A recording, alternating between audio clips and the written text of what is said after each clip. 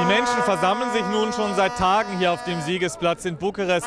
Und inzwischen geht es um viel mehr als nur um die Rücknahme eines Gesetzes, das Korruption zum Teil straffrei gestellt hätte. Die Demonstranten wollen zeigen, dass die Demokratie in ihrem Land funktioniert und dass langfristig korrupte Politiker in Rumänien keine Chance haben. Tausende treffen sich Abend für Abend, trotz bitterer Kälte. Mit Handys und farbigen Taschenlampen erleuchten sie den Platz vor dem Sitz der rumänischen Regierung. Die Bilder von den Demonstrationen gegen die Lockerung der Antikorruptionsgesetze gehen um die Welt und in Sprechchören hallt der Ruf Rücktritt, Rücktritt über den Platz. Die Demonstranten wollen nicht aufgeben, bis die sozialliberale Regierung abtritt.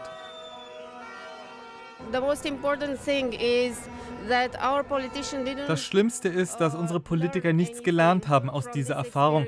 Sie machen einfach weiter mit derselben Arroganz. Und sie nennen uns Demonstranten dumm, dass wir manipuliert werden, dass wir nicht wissen, was wirklich vorgeht. Und das stimmt in keinem Fall. Der Kampf geht weiter, weil wir keine Politiker in der Regierung wollen, die Probleme mit dem Gesetz haben. Politiker, für die man sich in Europa schämen muss.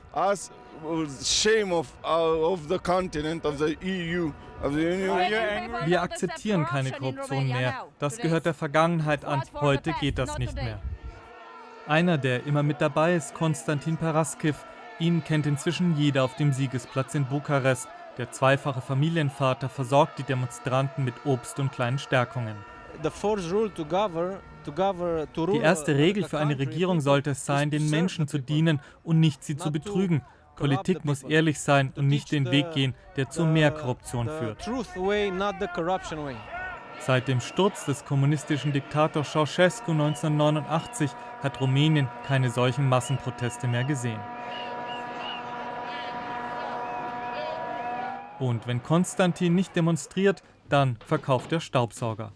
10 Angestellte haben er und seine Frau Christina, das Geschäft läuft gut, wenn dann nicht immer die Probleme mit der Alltagskorruption wären. Genau darüber, sagt er, seien die Menschen so aufgebracht, weil es besser wurde in den vergangenen Jahren mit der Bestechung und jetzt von der Politik alles wieder zurückgedreht wird. Die neuen Gesetze stärken die Korruption wieder. Es wird der Missbrauch gefördert. Da kann man Dinge machen, die nicht gut sind für die Wirtschaft. Davor fürchte ich mich. Erst vergangenen Monat kam jemand zum Beispiel, um die Feuerlöscher zu prüfen. Über viele Jahre war das relativ unkompliziert, erzählt er. Doch bei der letzten Kontrolle suchte der Behördenvertreter gezielt nach einem Missstand, um eine Strafe zu verhängen. 1.000 Euro.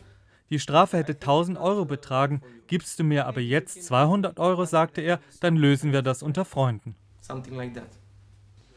Täglich verfolgt Konstantin die Berichterstattung über Korruption im Internet.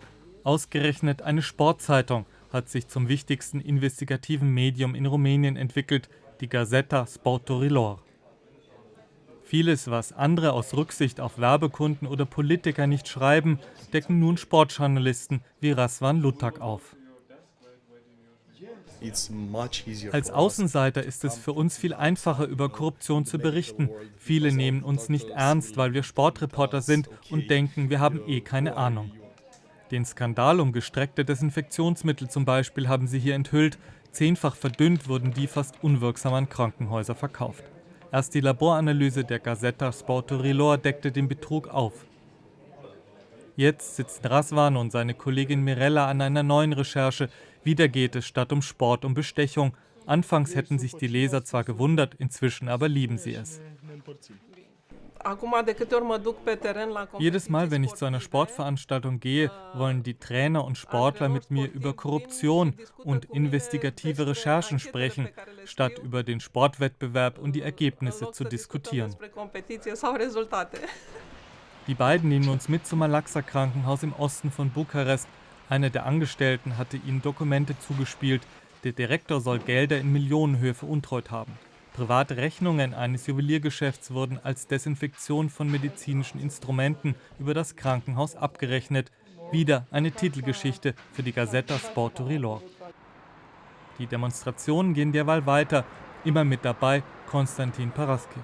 Er will nicht aufhören, obwohl die Regierung Teile der umstrittenen Verordnung zur Straffreiheit von Kleinkorruption zurückgenommen hat.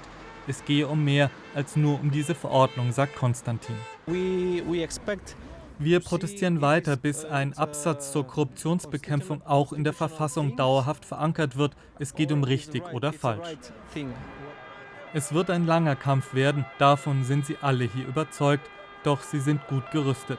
Konstantin Paraskiv hat inzwischen sein Büro auf den Siegesplatz verlegt. Begonnen hatten die Massenproteste nach Bekanntwerden einer Eilverordnung, die die sozialliberale Regierung spät abends verabschiedet hatte.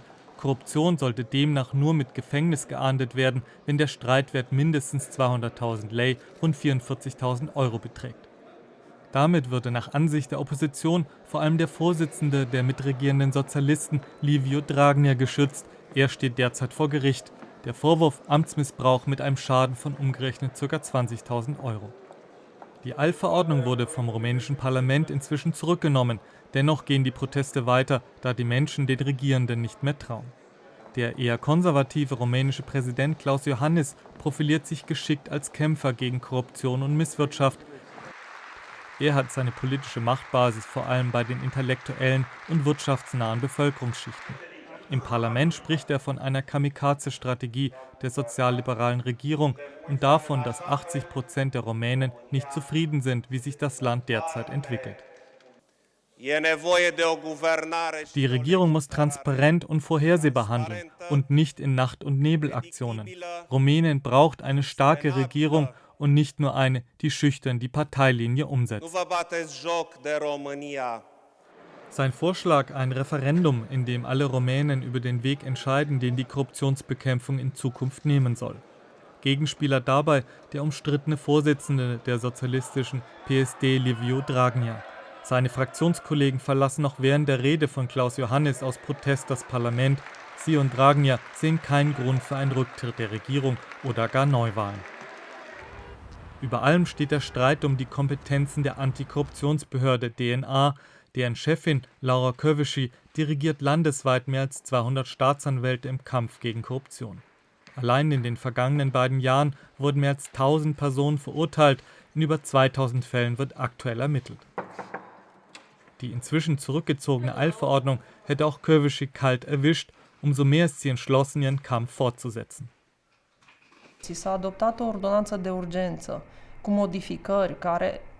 Wir alle im Justizbereich in Rumänien sind gefährdet, denn jeden Tag kann es immer noch zu einer Abstimmung im Parlament kommen für ein Gesetz, das Korruption entkriminalisiert, oder zu einer Abstimmung, die die Kompetenzen meiner Behörde oder die anderer Justizorgane beschränkt. Für die Protestierenden vom Bukarester Siegesplatz ist Laura Kövesi eine Heldin und die einzige Garantin dafür, dass Korruption in Rumänien zurückgedrängt wird. Auch deshalb protestieren sie weiter, denn die derzeitige Regierung will diesen Weg nur mit Einschränkungen gehen. Egal wie der Machtkampf ausgeht, eines steht schon jetzt fest: Viele hier sind stolz darauf, dass sie etwas bewegen. Vor allem die jungen Rumänen sehen in den Demonstrationen den Beginn einer Bewegung, die ihr Land grundsätzlich verändern könnte.